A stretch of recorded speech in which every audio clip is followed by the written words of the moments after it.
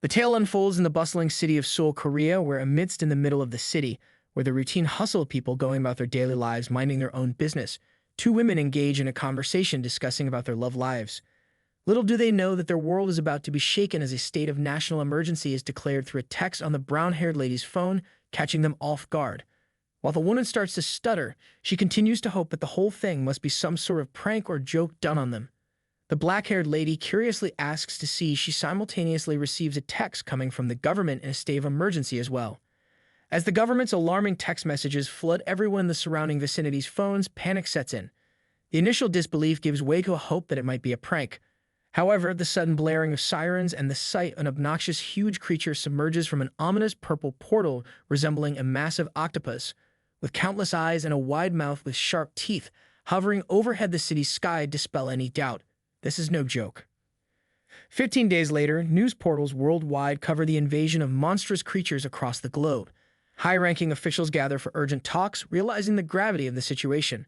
As the newscasts continue their reports, we are shown two green, faceless-type monsters that could only be described from Resident Evil. Government soldiers responding to the crisis raid a house only to face the creatures that defy conventional weapons.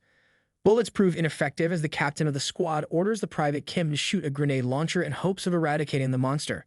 After the debris settles and the soldiers regain their bearing, Private Kim snaps his captain back to reality as he bandages his injuries and gives minor casualty reports on the current situation.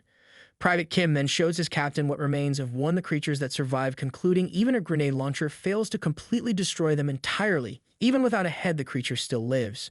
The captain then nervously comes to realize the rumors he's previously heard about on the front lines were true, and nothing can halt their advance if the monsters were to come in large groups. Looking over the building top with his men at the current state of the city results in him calling an immediate retreat as he deems it is their best course of action for now.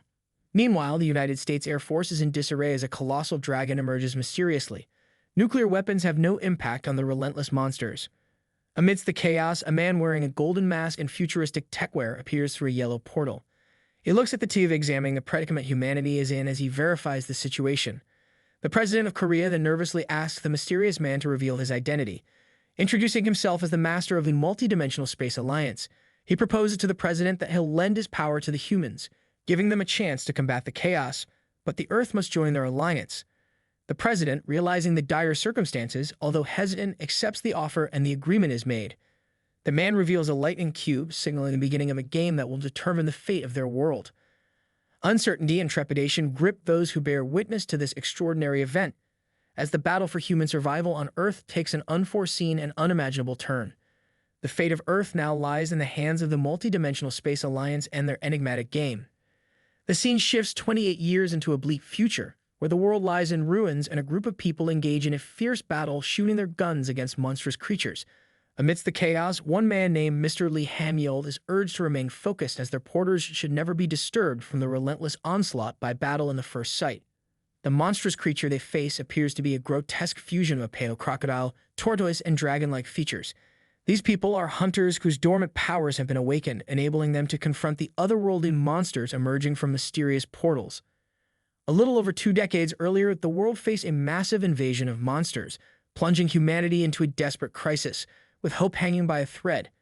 Then, a man from the enigmatic Multidimensional Space Alliance appeared to negotiate with them, leading to the awakening of people's powers and skills to combat the monsters. The whole situation started to turn around in their favor. Unitedly, the humans fought for over a decade, winning the war as they finally were able to reclaim the lands occupied by the monsters. The man from the Alliance secured a 30-year moratorium on trade barriers and a promise to continue negotiations before taking his departure. Back to the present, the story unfolds through the perspective of our MC, Mr. Lee, from the time he was born 28 years after the invasions first began.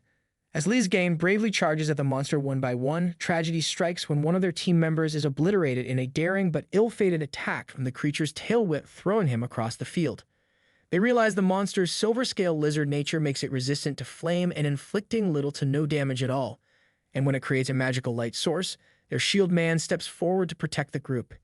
Anticipating that the others will need assistance, the manager distracts the monster, but the creature emits a light beam that shoots from its mouth, which also releases a deafening, echoing sound that rattles their senses.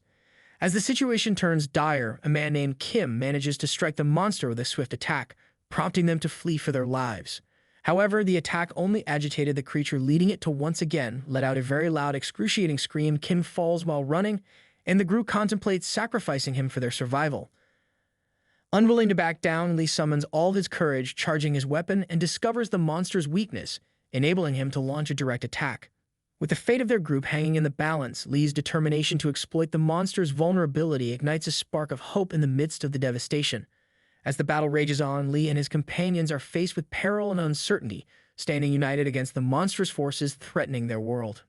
As the thrilling action unfolds, the monstrous creature continues its relentless pursuit of Lee, forcing him to confront the consequences of his actions. Lee questions why he was chosen for this daunting task, while the manager checks on Kim, who miraculously remains unscathed, leaving Lee to bear the brunt of the monster's wrath. The other hunters seem reluctant to aid Lee, viewing the situation as a burden.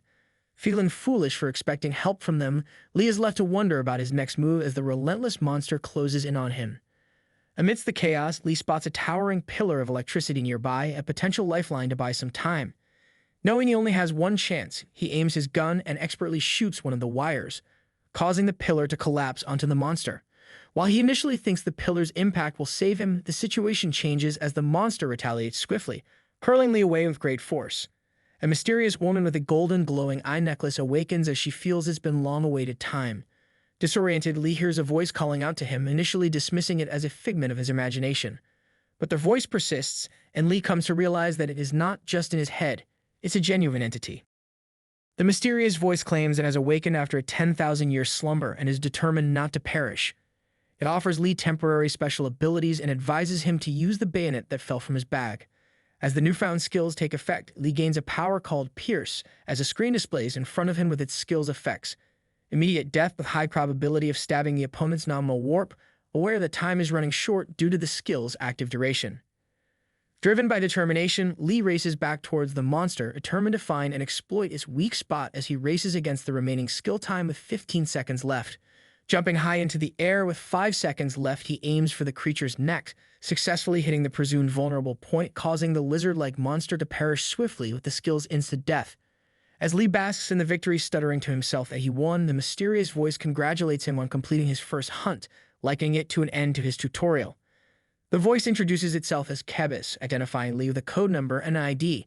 From now on, Cabus will serve as his guide and ally. With the name Cabus now etched into his memory, she congratulates him on his awakening. Lee realizes that this encounter marks the beginning of something extraordinary, an awakening beyond imagination. But once uncertain and powerless, Lee is now a formidable force, ready to face the challenges of this new and enigmatic world. In the aftermath of Lee's awakening, he is overwhelmed by the realization that he now possesses incredible powers, as he's now considered what the world refers to as awakened, with the ability to freely use the energy called mana, which defies normal reality, giving people skills beyond imaginable comprehension. Confusion and disbelief grip him, and his group rushes to check on him, concerned about his well-being. The manager struggles to comprehend the situation, witnessing Lee standing triumphantly over the defeated monster, and the melee guy pushes for trying to get a view of the scene for himself, wonders if the creature was killed by a porter, noticing a humble knife lodged in the monster's belly. As Lee's teammates eagerly anticipate looting the monster, Lee feels a mixture of resentment and frustration. He recognizes that they used him as bait, leaving him feeling insignificant in their eyes despite risking his life for them countless times. When the manager tries to console him, Lee notices as Cabus is making a mockery out of the manager's face, leaving Lee dumbfounded of shock. Realizing he's the only one who can see Cabus, Lee feigns a stomachache to avoid revealing the truth behind his newfound powers. The manager then congratulated Lee on his triumph over the creature, as it is no measly feat for an ordinary porter to accomplish, and he may even have unlocked a hidden talent to be awakened. Lee laughs it off alongside the manager, as he wants to keep as little spotlight on himself as possible for now. The word awakening lingers in Lee's mind, prompting him to think about the mysterious figure, Cabus, who's aiding him.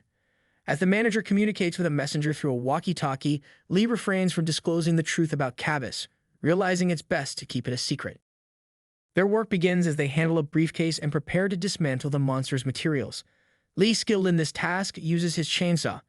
Cabus, at first intrigued of what Lee is doing next, quickly regrets watching the porter's usual duty as cleanup crew dissecting the monster parts. She fades in the background, disgusted with the sight she witnesses. As Lee and the manager try to make quick work of their duties, the manager suddenly stops as his chainsaw unexpectedly breaks down, leaving them short on equipment.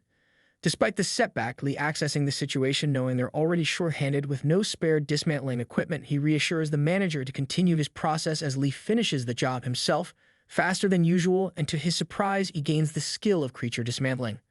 Returning to their base, they receive their daily salaries, and Lee decides to save the money instead of spending it. The manager sympathizes with Lee's past struggles as he worked as a porter for 4 years to pay his father's hospital bills. With his family gone, Lee finds himself alone but maintains a resilient attitude. As Lee processes the events, he is startled by the realization that Cabis is with him.